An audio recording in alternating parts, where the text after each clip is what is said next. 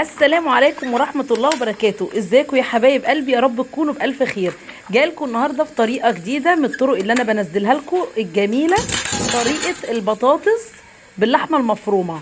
ازاي نعملها باللحمة المفرومة؟ هنجيب بطاطس وسط كده زي ما احنا شايفينها، لو لقيناها كبيرة نقسمها نصين ونقورها عادي كأن تقويرة المحشي، والعصاك بتاعنا بيبقى جاهز. بس انا حطيت على العصاك جزر مبشور وفلفل رومي. ليه؟ عشان قيمته الغذائيه تبقى اعلى واطفالك ياكلوه. ويعني هما لو بيتضايقوا من الجزر بيتضايقوا من الفلفل الرومي، تحطيه في الخلطه اللي انا بقولك عليها. الحشو دوت اللي انا بحط عليه، حطيت عصاك على ايه؟ على اللي طلع من من تقوير البطاطس. ما نرموهوش طبعا، نحطه في قاع اللي هو الصينيه، عشان احنا نحط عليه البطاطس. بحشي البطاطس وبحطها فوقيه زي ما احنا شايفين كده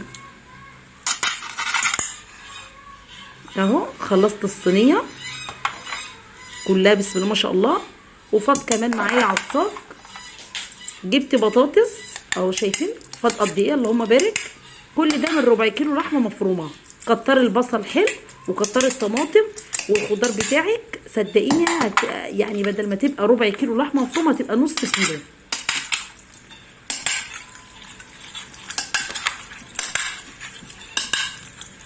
جبت بطايه بقى كبيره وقطعتها طرنشات، بدل مس هقور، عشان اللي يجيبوا بطاطس طرنشات ياكل، او بطاطس اللي احنا شايفينها المحشيه اللحمه المفرومه. كانت تحفه يا بنات، تحفه تحفه تحفه.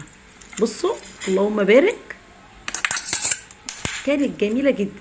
كل اللي كلها اعجب بيها ونالت اعجاب كل اللي عندي ما شاء الله عليها. رصيها رصه حلوه بس كده. اهم حاجه ما ترميش اللي يطلع من البطاطس، من تقوير البطاطس تحطيه في قاع الصينيه، وتحطي عليه حبه من العصاك شويه كده عشان يدي طعم. فاض تاني عصاك. بصوا بسم الله ما شاء الله، من ربع كيلو لحمه مفرومه عمل قد ايه؟ عمل لي صينيه قد كده بسم الله ما شاء الله عليها. او كنت جهزتها كده، عصرت طماطميتين في الخلاط وحطيتهم فوقيه البطاطس. دي طريقه اختي، على طول بتعمل طريقه البطاطس بالطريقه دي، وعجبت بيها وانا عندها وقالت لي الطريقه بالظبط، فانا قلت لازم انزلها لكم من فيديوهاتي. بتحطيها من فوق، من على النار، من فوق البوتاجاز شويه قبل ما تحطيها الفرن، وتحطي عليها حبه ميه كده شويه عشان ده يستوي كله مع كله اهو زي ما احنا شايفين اهو. غطيتها طبعا، ما فيش غطا مربع عندي، اتصرفت جبت غطيين كده وحطيتهم فوق بعض. نعمل بقى فنجان قهوه كده.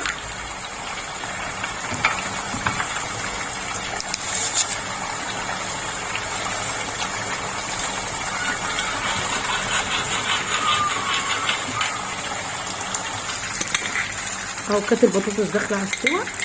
برضو دي طريقه اختي، قالت لي حطي حبه نعناع كده ناشف، فرقتهم كده وحطيتهم فوق الصينيه. ما اقولكوش بقى على الريحه كانت تحفه. ما تنسوش تعملوا لايك لو وصلتوا لحد هنا في الفيديو عشان يوصلكوا كل جديد.